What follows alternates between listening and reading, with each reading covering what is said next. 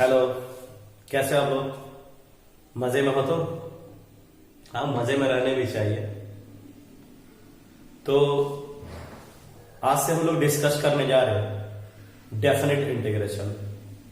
ये काफी interesting topic है और काफी अच्छे से हम लोग इसको समझेंगे। तो चलो स्टार्ट करते हैं इस टॉपिक को। हम लोग देखा जाए डेफिनेट इंटीग्रेशन क्या है। तो ध्यान दीजिएगा, सबसे पहले हम लोग डिस्कस करने जा रहे हैं graphical concept of definite integration. कि सर हमारा जो डेफिनेट इंटीग्रेशन जो है वो ग्राफिकली क्या है। और हम लोगों ने इससे पहले इनडेफिनिट इंटीग्रेशन में समझा है कि इनडेफिनिट इंटीग्रेशन एक्चुअल में क्या है। तो हम लोगों ने वहां पे देखा कि भाई इनडेफिनिट इंटीग्रेशन यानी इंटीग्रेशन हमारा क्या होता है। तो सर ये एरिया बॉन्डेड कर्व होता है। यानी हम लोग कोई फंक्शन पकड़ लिए, जैसे देखा जाए कि सर हम लोगों ने कोई फंक्शन पकड़ लिया, चलो भाई एक फंक्शन पकड़ लिया और उस फंक्शन का हमने ग्राफ ट्रेस कर लिया। चलो ये हमारा क्या है, y इक्वल टू एफ एक फंक्शन और इसका ये ग्राफ दिया गया। तो हम लोग क्या करते थे यहां से कि सर ये हमारा एक्स डैश और एक्स एक्सेस हो गया और ये हमारा क्या हो गया, तो y और y डैश एक्सेस हो गया। और यहां से सर इस कर्व का हम लोग एरिया अगर फाइंड कर लेते हैं तो वही सर हमारा क्या है, इंटीग्रेशन है। यानी आप कह सकते हो इनडेफिनिट इंटीग्रेशन। कि सर एरिया करने का मतलब क्या, इसके अंडर में जितनी भी एरियाज आ रही है, मतलब ये सारी जितनी भी एरिया ये आपको दिख रही है, ये सारा एरिया अगर हमने फाइंड कर लिया तो सर यही सर हमारा क्या है, हम लोग कह सकते हैं कि सर हमारा ये इंटीग्रेशन यानी इनडेफिनिट इंटीग्रेशन। टोटल एरिया हमें फाइंड करनी होगी, टोटल जितने भी आगे चलता जाए कर्व और ये आगे चलता जाएगा। तो ये सारी अगर एरियाज हमने फाइंड कर लिया तो यही एरिया हमारा क्या है, क्या हमारा इनडेफिनिट इंटीग्रेशन है। जिसको कि क्या हम लोगों ने किससे integration F x into D x से रिप्रेजेंट किया, आपको याद होगा अच्छे से। लेकिन सर यहां से हम लोग डिस्कस करने जा रहे हैं इनडेफिनिट इंटीग्रेशन। और सर इनडेफिनिट इंटीग्रेशन क्या होता है, तो सर ये भी क्या होता है, एरिया अंडर कर्व ही होता है। लेकिन अब यहां क्या किया जाएगा, जरा बात को समझिएगा।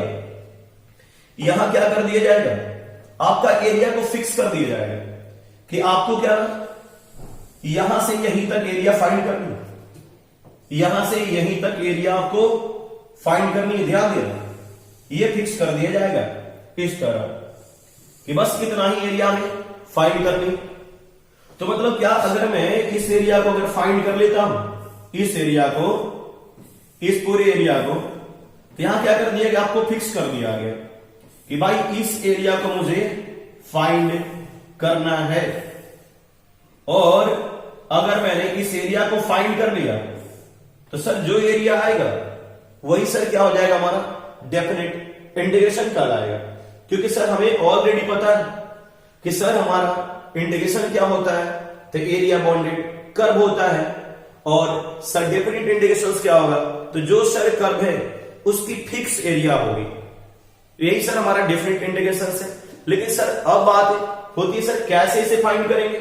तो जरा ध्यान दोगे, जरा ध्यान दोगे और बिल्कुल समझोगे इस बात को कि सर कैसे हम लोग फाइंड करेंगे। तो चलते हैं भाई आगे, हम बिल्कुल ध्यान दीजिएगा।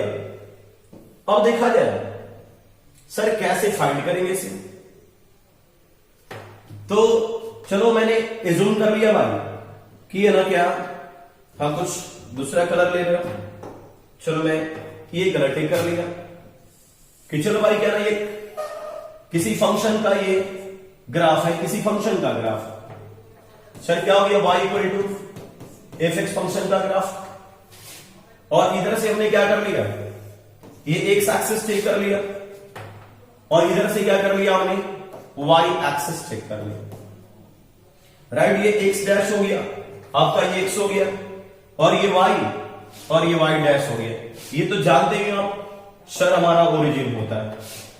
अब चलो देखा जाए, अब क्या करेंगे, पहले सर हम एक फिक्स एरिया लेंगे कि सर चलो भाई अभी कह दिया गया, कैसा करो आप यहां से लेकर यहां तक की एरिया फाइंड करो। मतलब मुझे क्या फाइंड करना है, तो सर मुझे ना फाइंड करना है ये वाली एरिया, मुझे फाइंड करनी, ये वाली एरिया हमें फाइंड करनी।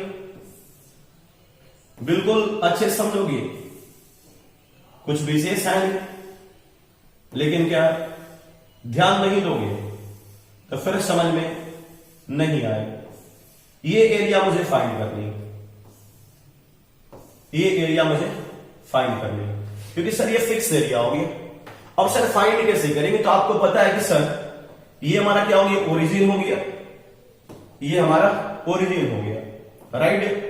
तो सर यहां भी जो पॉइंट है, यहां पे भी कुछ एक्स की वैल्यू रही होगी, और यहां भी कुछ एक्स की वैल्यू रहेगी। चलो मैं यहां पे एक्स की वैल्यू को क्या ना ए एज्यूम कर ले रहा हूं, और यहां पर एक्स की वैल्यू को मैंने बी एज्यूम कर लिया, ठीक।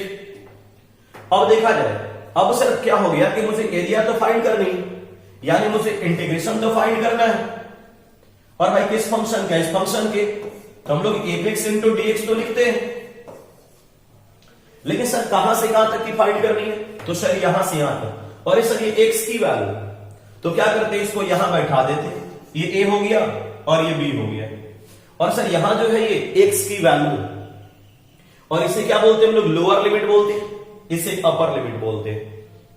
बात समझ में आ रही, इसे लोअर लिमिट, इसे अपर लिमिट। अब बात है कि सर क्या इतना करने से एरिया, यानी हमारा इस कर्व का एरिया फाइंड हो जाएगा क्या, इतने का, हाँ बिल्कुल हो जाएगा। और जो एरिया आएगा वही सर हमारा क्या है, डेफिनेट इंटीग्रेशन, क्योंकि ये फिक्स हो गया कि इतने कर्व का हमें एरिया फाइंड करना है।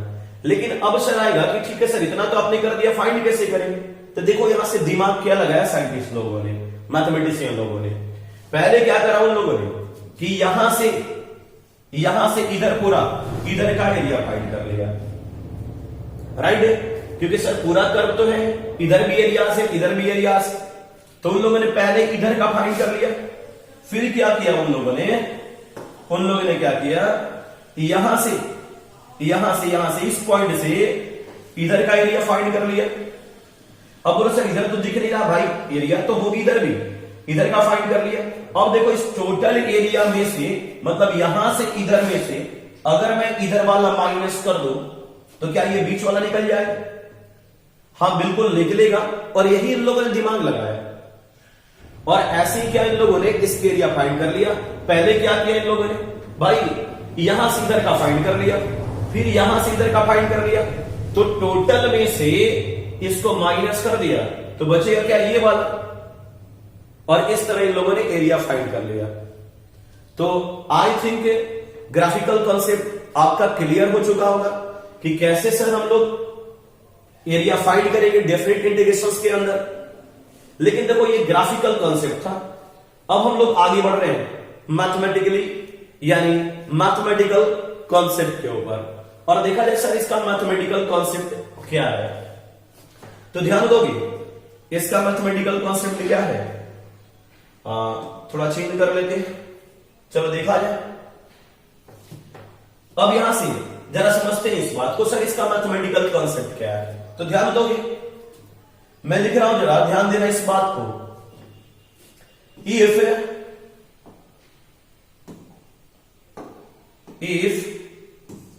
अगर बाय ने हमने लिख दिया इंटीग्रेशन, ध्यान देना, और ये F x into D x लिख दिया, तो सर जब एक फंक्शन को जब हम इंटीग्रेट कर रहे हैं, आप देख रहे हो सर क्या है, इनडेफिनिट दिख रहा है सर, कोई सर लिमिट यहां पे फिक्स नहीं। तो सर क्या कुछ ना कुछ इसका इंटीग्रेशन मिलेगा, एफ एक्स प्लस के, वेयर के इज अ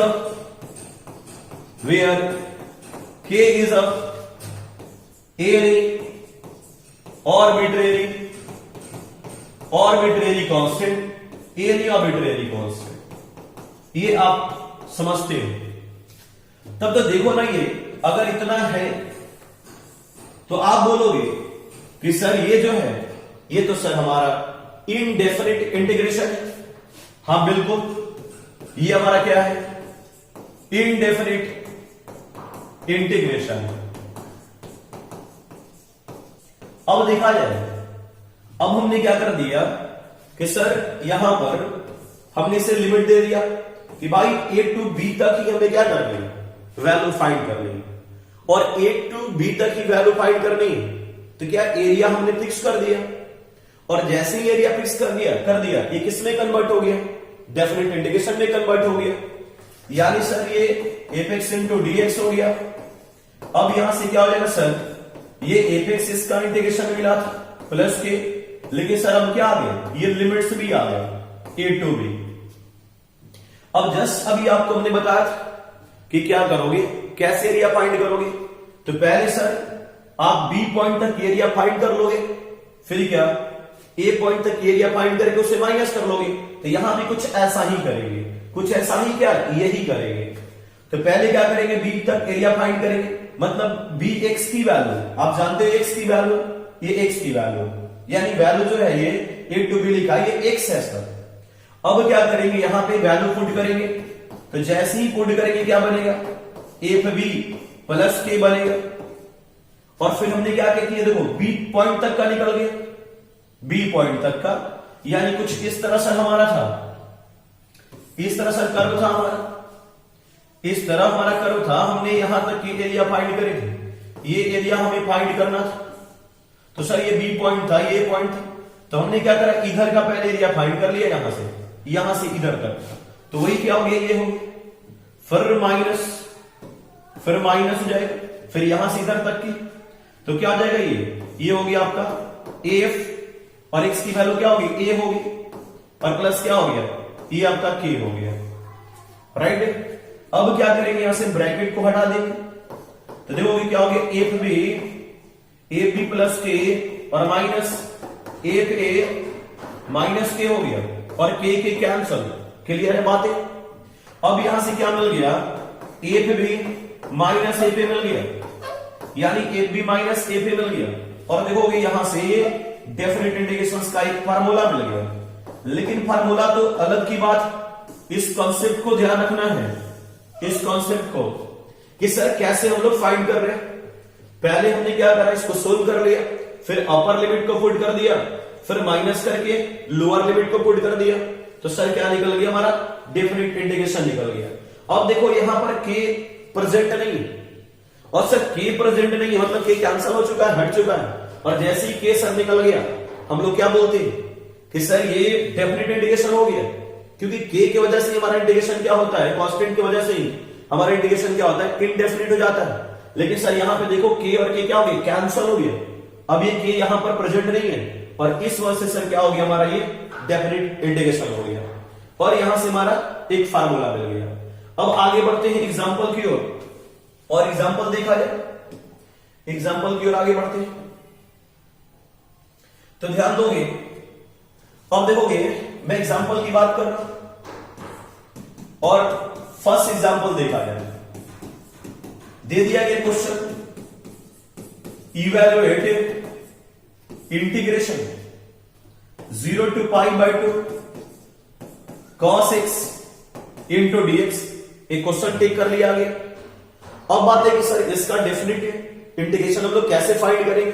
चलो देखा जाए सॉल्यूशन, इसकी सॉल्यूशन की बात करते हैं। अच्छा लगने के लिए क्या करते हैं, लोग आई टेक कर लेते हैं, और 0 to ये पाई बाई 2 आपका लिमिट दिया है। सर ये cos x इंटू क्या है, ये dx है। अब देखोगे यहां से क्या हो जाएगा, आपको पता है कि cos x का इंटीग्रेशन क्या होता है, आप बोलोगे सर sin x होता है, sin x।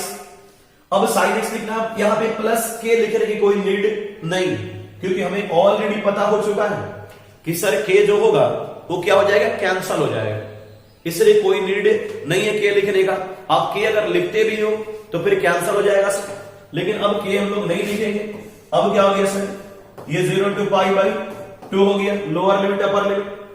अब सर क्या करेंगे, पहले अपर लिमिट को पुट करेंगे, क्या हो गया साइन पाई बाई 2 माइनस, फिर लोअर लिमिट को पुट करेंगे, साइन 0 हो गया।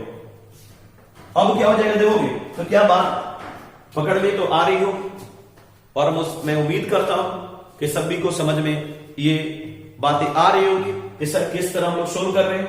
साइन पाई बाई 2 यानी साइन 90 डिग्री की वैल्यू क्या होता है 1 होता है, माइनस साइन 0 डिग्री ये 0 हो गया, यानी 1 इसका आंसर मिल चुका है। क्लियर है बातें? और भी आगे चलते हैं, देखा जाए, हाँ और भी आगे बढ़ा जाए। चलो देखोगे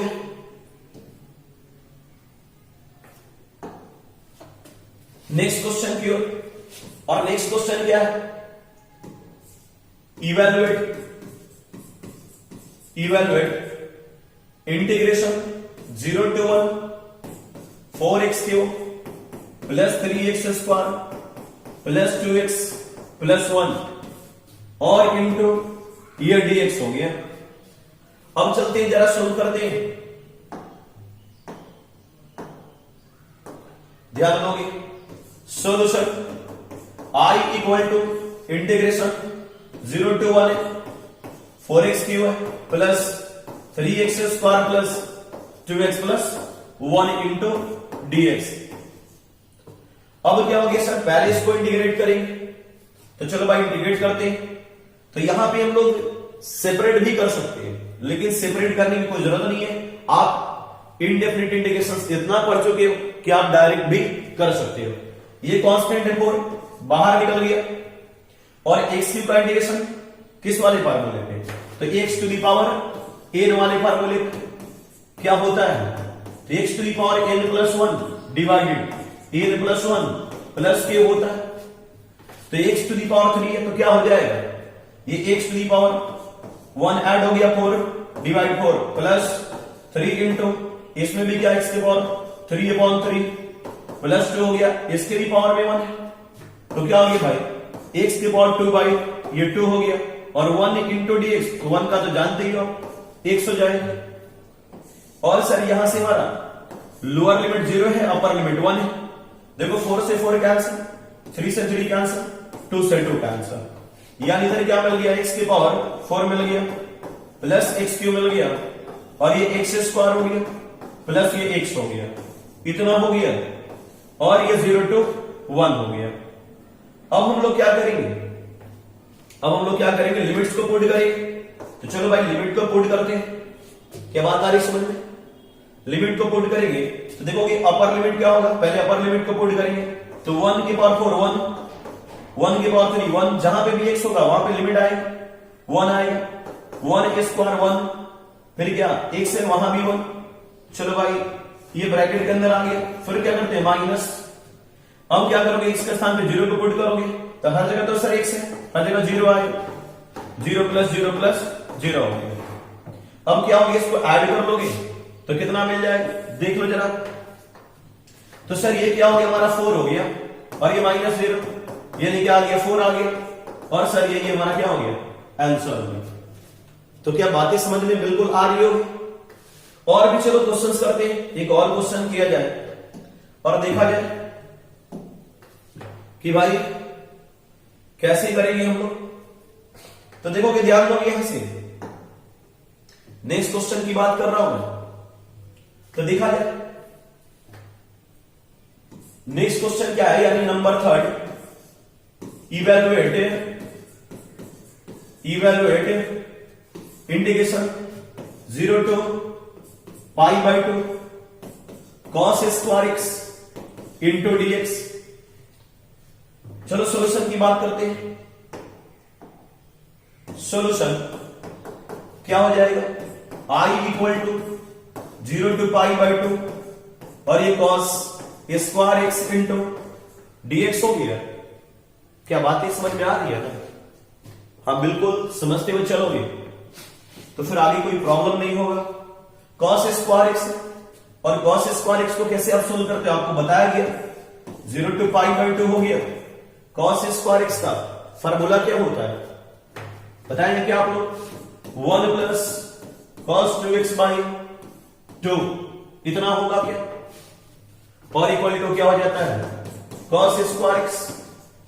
यानी सर हम लोग cos स्क्वायर इसको क्या लिख सकते हैं, 1 प्लस cos 2x बाई 2 लिख सकते हैं, और इंटू क्या हो गया dx। 1/2 क्या कांस्टेंट है, बाहर निकाल लो, और लिमिट्स क्या 0 टू पाई बाई 2, ये 1 प्लस cos 2x हो गया और इंटू dx हो गया। चलो जरा मैं इसे सेपरेट कर लेता हूं ताकि आप लोगों को तकलीफ ना हो। अगर आप समझ जाओगे तो डायरेक्ट भी यहां से बना सकते हो। अब देखोगे ये 1/2 हो गया। अब देखो मैं कर क्या रहा हूं, इंटीग्रेशन तो टेक कर रहा हूं, दोनों को सेपरेट करके 1 इंटू dx, तो 1 इंटू dx हो गया प्लस क्या, इसमें भी क्या 1/2 मल्टीप्लाई हो जाएगा, इंटीग्रेशन क्या हो गया cos 2x इंटू dx हो गया। देखो सेपरेट कर लिया, समझ लेना। अब आप बोले सर लिमिट तो यहां नहीं दिया, कोई बात नहीं, एक ही बार फाइनली लिमिट क्या ना इधर रख लेंगे 0 टू पाई बाई 2, क्योंकि लिमिट तो पूरे के ऊपर है तो हम फाइनली रख लेंगे, क्या इससे कोई दिक्कत नहीं होने वाला। आप समझ रहे हो इस बात को। अब इस इंटीग्रेशन को सोल्व कर लेंगे, तो सर ये 1/2 हो गया और 1 इंटू dx का x हो गया आपका प्लस 1/2 हो गया, और cos 2x का जानते ही हो sin 2x होता है और बाई 2 होता है, और ये 0 टू क्या हो गया पाई बाई 2 हो गया। अब इधर में क्या हो गया आपका ये x/2 प्लस क्या हो गया sin 2x अपॉन 4 हो गया, और ये 0 टू पाई बाई 2 हो गया। क्लियर। अब क्या करोगे, पहले आप अपर लिमिट को पुट करोगे, चलो भाई करते हैं, तो क्या हो जाएगा पाई बाई 2x के स्थान पे डिवाइड 2 है प्लस क्या साइन 2 इंटू पाई बाई 2 हो गया और डिवाइड 4 है। फिर क्या करोगे माइनस लोअर लिमिट को पुट करोगे, x की value 0/2 plus sign 2 into 0 by 4, कितना हो गया। अब यहां से देखा जाए क्या होगा, 2 नीचे आएगा पाई बाई 4 हो गया, ये 2 कैंसल और साइन पाई हो गया, साइन पाई की वैल्यू 0/4, फिर माइनस इधर तो ये 0 टर्म मिल गया और साइन 0 हो गया, इसकी वैल्यू क्या पूरा 0, ये 0 ये 0 ये 0, यानी फाइनली वैल्यू क्या पाई बाई 4 मिल जाएगा, और ये क्या हो जाएगा आंसर हो जाएगा। तो देखोगे अगर अभी आप चाहोगे एक्सरसाइज 7.8 आप कंप्लीटली इस मेथड से बना सकते हो, इस मेथड से आप कंप्लीटली उसको सोल्व कर सकते हो।